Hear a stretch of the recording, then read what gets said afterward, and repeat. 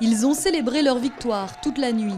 Les partisans de la Ligue musulmane de Nawaz Sharif ont acclamé les résultats des législatives. À 63 ans, le Tigre revient aux affaires après avoir été déjà 2 fois Premier ministre dans les années 90. Il va prendre les rênes d'un pays confronté à une crise énergétique sans précédent et à la rébellion talibane.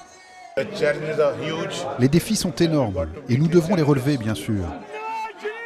Malgré sa large victoire, la Ligue musulmane devra former une alliance, car lors du scrutin de samedi, il avait face à lui un adversaire redoutable, le Mouvement pour la Justice, ou PTI, le parti de l'ancienne star de cricket Imran Khan, blessé depuis une récente chute.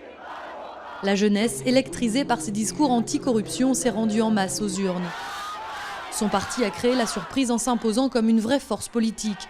Et depuis son lit d'hôpital, Imran Khan a remercié les électeurs de son pays.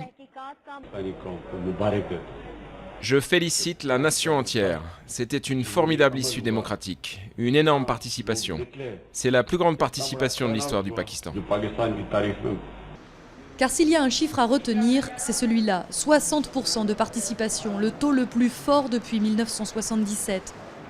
Malgré les menaces des talibans, malgré les attentats qui ont tué 26 personnes samedi, les Pakistanais ont voulu montrer leur attachement au système démocratique.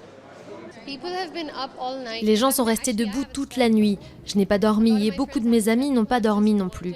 Les gens attendaient de sortir et de venir parce que nous n'avons jamais eu cette chance. Nous n'avons jamais eu un gouvernement qui finisse son mandat de 5 ans. C'est la première fois que nous avons la chance d'être dans un processus démocratique. Et cela rend tout le monde au Pakistan très enthousiaste car on sent qu'on a du pouvoir.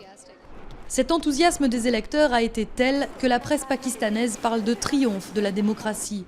Mais le scrutin est tout de même loin d'avoir été exemplaire. Nombre d'observateurs dénoncent les irrégularités qui l'ont entaché.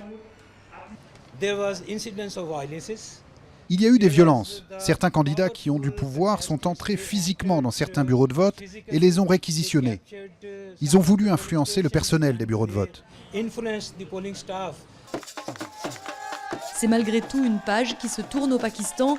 Ces élections historiques ont littéralement expulsé de la scène politique le PPP, le parti du peuple pakistanais, qui était au pouvoir depuis 5 ans.